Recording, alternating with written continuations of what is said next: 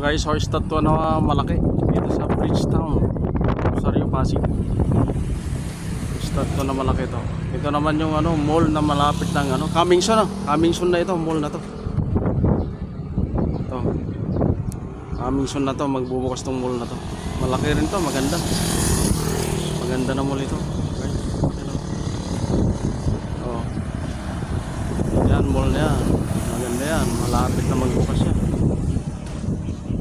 Itong tuloy na to sa may Pasig River. Oh, ganda oh. Ganda guys. Ayan oh. Guys, tignan nyo. Tapos may tatayo pa na twin tower dito na napakataas. Baka ito ang pinakamataas na building dito sa Manila ngayon. Kung matapos. Ito totoo. Yan yan. Yan guys oh. Yan ang mga tubo sa ilalim oh. Lalim yan. Yan. Yan. Yan. Dito lang sa Rosario, Pasig. Ganda oh. Yan, malalim yan. Malalim ang hukay oh. Oh. Yan guys oh. Oh.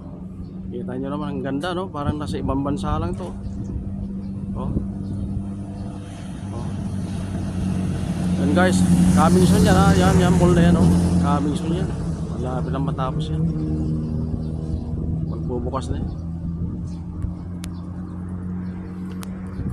Okay guys, welcome to my vlog, George Glassy TV. Good afternoon to everyone. Hapon na.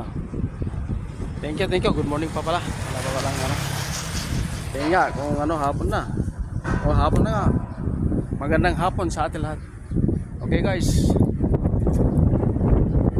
Pag gustuhan yung video, i-ano lang. I-share nyo lang, i-like nyo lang, subscribe. Thank you.